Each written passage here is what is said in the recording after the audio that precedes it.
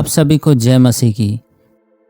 नीति वचन की पुस्तक अध्याय 2 पद 1 से लेकर 22 पद तक। हे मेरे पुत्र, यदि तू मेरे वचन ग्रहण करे और मेरी आज्ञाओं को अपने हृदय में रख छोड़े और बुद्धि की बात ध्यान से सुने और समझ की बात मन लगाकर सोचे और प्रवीणता और समझ के लिए अति यत्न से पुकारे और उसको चांदी के समान ढूंढे और गुप्त धन के समान उसकी खोज में लगा रहे, तो तू यहोवा के भय को समझेगा और परमेश्वर का ज्ञान तुझे प्राप्त होगा। क्योंकि बुद्धि यहोवा ही देता है, ज्ञान और समझ की बातें उसी के मुँह से निकलती है। वह सीधे लोगों के लिए खरी बुद्धि रख छोड़ता है, जो खराई से चलते हैं उनके लिए वह ढाल ठहरता है।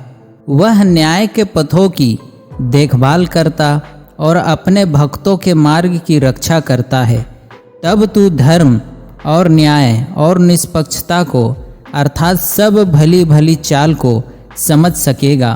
क्योंकि बुद्धि तो तेरे हृदय में प्रवेश करेगी और ज्ञान तुझे सुख देने वाला लगेगा। विवेक तुझे सुरक्षित रखेगा और समझ तेरी रक्षक होगी, ताकि तुझे बुराई के मार्ग से और उलटफेर की बातों के कहने वालों से बचाए, जो खराई के मार्ग को छोड़ देते हैं ताकि अंधेरे मार्ग में चले, जो बुराई करने से आनंदित होते हैं और दुष्ट जन की उलटफेर की बातों में मगन रहते हैं, जिनकी चाल चलन टेढ़ी मेढ़ी और जिनके मार्ग बिगड़े हुए हैं। तब तू पराई स्त्री से भी बचेगा, जो चिकनी चुपड़ी बातें बोलती है और अपनी जवानी के साथी को छोड़ देती और जो अपने परमेश्वर की वाचा को भूल जाती है।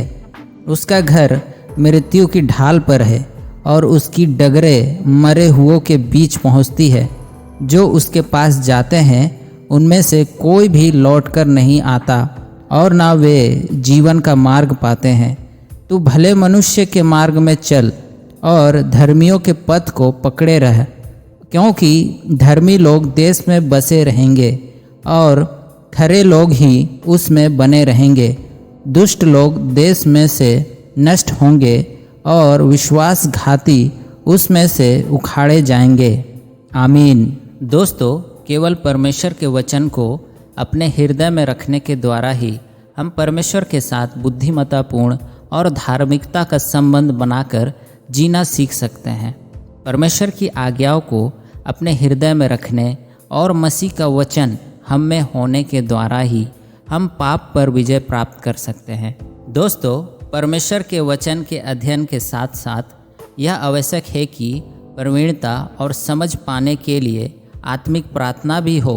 केवल अध्ययन तो हमें बाइबल का ज्ञान बताएगा, परंतु अध्ययन के साथ प्रार्थना करने से पवित्र आत्मा इस ज्ञान को प्रकाशित करते हुए हमें आत्मिक मनुष्य बना देगा। इसलिए यदि आप एक आत्मिक व्यक्ति बनना चाहते हैं, बुद्धि को प्राप्त करना चाहते हैं, ज्ञान को प्राप्त करना चाहते हैं, तो आपको परमेश्वर के सम्मुख में आना पड़ेगा। जैसा कि नीति वचन अध्याय 2 के 6वें पद में लिखा है, क्योंकि बुद्धि यहोवा ही देता है, ज्ञान और समझ की बातें उसी के मुंह से निकलती है। सो मेरे प्रियो, आप सभी लोग परमेश्वर के निकट आए और आत्मिक बने, बुद्धि को प्राप्त करें, ज्ञान को प्राप्त करें। धन्यवाद।